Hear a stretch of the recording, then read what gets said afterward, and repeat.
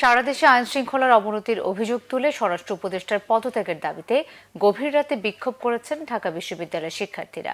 গতকাল রাত 1টার দিকে বিভিন্ন হল থেকে বিক্ষোভ মিছিল নিয়ে রাজু ভাস্কর্যের নিচে জড়ো হন শিক্ষার্থীরা।